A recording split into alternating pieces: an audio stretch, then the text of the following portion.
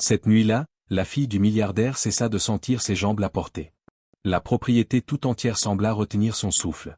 Amélie Lefebvre, 17 ans, avait toujours été la plus grande fierté de son père. Mais à présent, elle était assise, immobile, dans un fauteuil roulant au pied d'un escalier de marbre, les yeux rivés sur ses pieds, tandis que des larmes silencieuses coulaient sur ses joues. Les médecins avaient annoncé à sa famille que la guérison serait incertaine et terriblement lente. Son père, Daniel Lefebvre, l'un des hommes d'affaires les plus riches du pays, avait dépensé des millions pour trouver des réponses, faisant venir des spécialistes de différentes villes. Mais rien ne semblait pouvoir raviver l'espoir perdu de sa fille.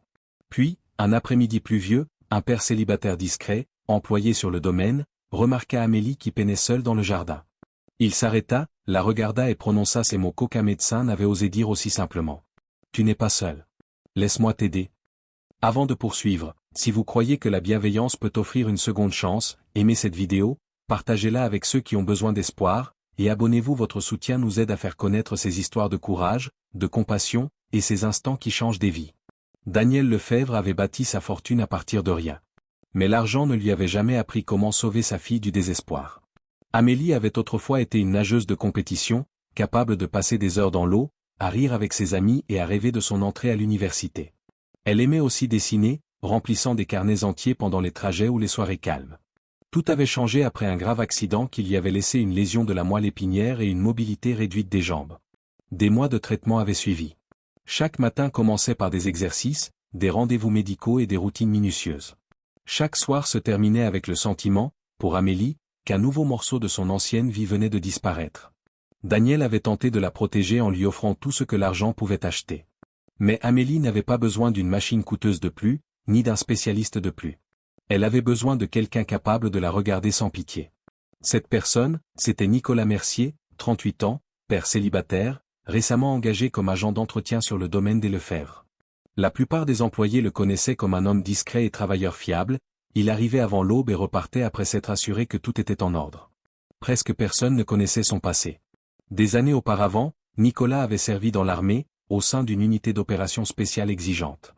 Après avoir quitté le service, il était rentré chez lui pour élever seul son jeune fils, Noé. Devenu père célibataire, Nicolas parlait rarement de son passé militaire, car il estimait que cette période appartenait au passé. Il souhaitait une vie paisible pour son fils, pas la reconnaissance. Un après-midi, Nicolas réparait un banc en bois près du jardin lorsqu'il remarqua Amélie, assise seule près de la fontaine. Sa séance de kinésithérapie venait de se terminer, mais Amélie refusait de rentrer. Elle fixait le chemin devant elle comme s'il appartenait à un autre monde. Nicolas ne se précipita pas vers elle et ne chercha pas à la rassurer. Il répara discrètement la planche qui se détachait du banc et resta près d'elle. Quand Amélie finit par avouer qu'elle en avait assez qu'on lui dise d'être courageuse, Nicolas comprit parfaitement ce qu'elle voulait dire. Il lui dit qu'être fatiguée ne la rendait pas faible, et que le fait d'avoir besoin d'aide ne la rendait pas moins capable. Pour la première fois, Amélie le regarda différemment. Le lendemain matin, Nicolas la trouva dans la salle de rééducation. Il remarqua qu'elle répétait les mêmes mouvements, mais avec une frustration croissante. Plutôt que d'interférer avec son traitement médical, il demanda à sa kinésithérapeute s'il pouvait l'aider à se motiver et à instaurer une routine quotidienne. Avec son accord, il commença à encourager Amélie à se fixer de petits objectifs, sans rien attendre de miraculeux, rester assise un peu plus longtemps, améliorer son équilibre, s'entraîner à se déplacer en toute sécurité, savourer chaque seconde gagnée. Au début, Amélie détestait ces petits objectifs, tant ils lui semblaient dérisoires comparés à la vie qu'elle avait perdue. Nicolas lui rappelait que les montagnes se gravissaient étape par étape, et que parfois, la première victoire consistait simplement à refuser d'abandonner. Peu à peu, leur routine devint le moment le plus important de la journée d'Amélie. Nicolas ne la traita jamais comme une enfant fragile. Il la stimulait, l'écoutait quand elle était en colère et la laissait faire ses erreurs, sans jugement. Son passé militaire lui avait inculqué la discipline, mais la paternité lui avait appris quelque chose de plus important encore, la patience.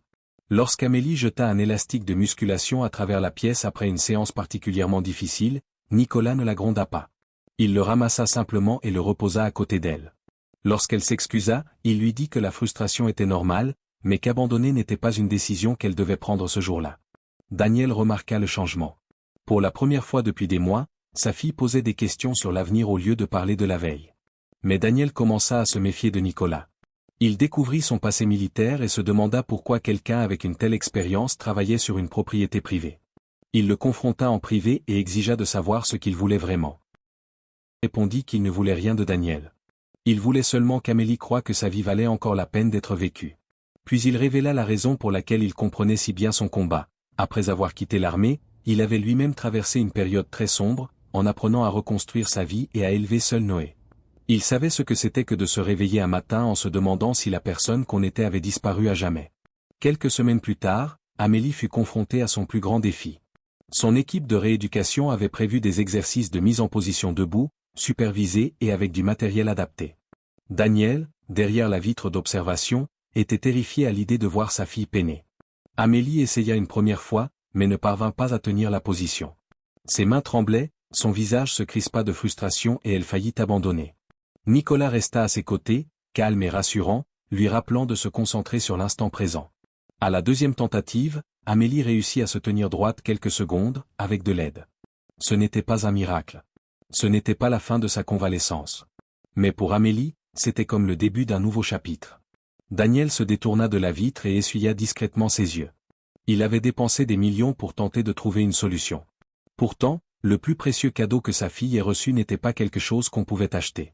C'était un encouragement sans pitié, une patience sans jugement, et une présence sans attente. Les mois passèrent. Amélie continua de travailler avec son équipe médicale et gagna peu à peu en force et en autonomie. Ses progrès étaient inégaux, certains jours étaient encourageants, d'autres épuisants. Elle utilisait toujours son fauteuil roulant, mais elle se déplaçait désormais dans la maison avec assurance, au lieu de le fuir. Elle reprit son art, commença à suivre des cours à distance et se mit à préparer son entrée à l'université. Plus important encore, elle cessa de mesurer sa valeur à l'aune de ce que son corps pouvait ou ne pouvait pas faire. Un soir, Daniel trouva Amélie dans le jardin avec Nicolas et Noé. Noé lui montrait une petite maquette en bois qu'il avait construite, tandis que Nicolas, à proximité, souriait. Amélie regarda son père et lui dit qu'elle avait enfin compris quelque chose. Son accident avait changé sa vie, mais ne l'avait pas terminé. Daniel s'approcha et prit sa fille dans ses bras, comprenant enfin que protéger quelqu'un ne signifiait pas construire un mur autour de lui. Parfois, cela signifiait le soutenir dans sa quête de force intérieure. Si cette histoire vous a touché, prenez un instant pour aimer la vidéo, la partager avec une personne qui a besoin d'encouragement, et vous abonner. Chaque interaction permet à ces histoires d'atteindre une autre personne qui mène peut-être discrètement son propre combat. Et avant la fin, commentez, n'abandonnez jamais, si vous croyez que la gentillesse, la patience et le courage peuvent aider quelqu'un à retrouver l'espoir.